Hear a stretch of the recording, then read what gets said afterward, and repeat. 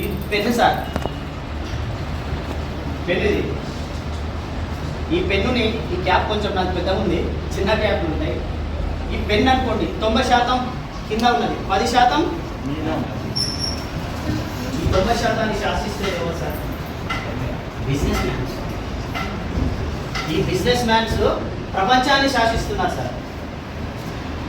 Business చేసిన వాళ్ళు శాసిస్తున్నారు, business చేసిన వాళ్ళు రూలింగ్ చేస్తున్నారు, బిజినెస్ చేసిన వాళ్ళు ఆర్థికంగా ఫ్రీడమ్ ఉండి ఐఏఎస్ ఐపీఎస్ల మీద డామినేట్ చేస్తున్నారు.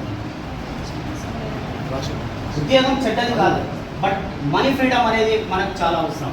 మనకు అనేక కళలు ఉంటాయి, కళలు అనేది మనము దాన్ని సాధించుకోవాలంటే మనీ ఫ్రీడమ్ ఉండాలి కదా. అబ్దుల్ కలాం ఏమంటాడు, కళలు కానండి అంటాడు. కళలు కనడం కూడా పిసినారితనం ఎందుకు చేయాలి సార్? మనం కళలు కనడంలో కూడా ఖర్చు అవుతుందా? కానీ కళలు కనడంతో పాటు దాన్ని నెరవేర్చుకోవడానికి ఏం చేయాలని మాత్రం మనం ఆలోచించాలి.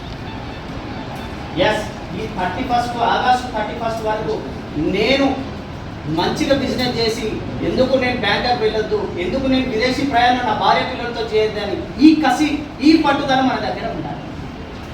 అవునా సార్? బిజినెస్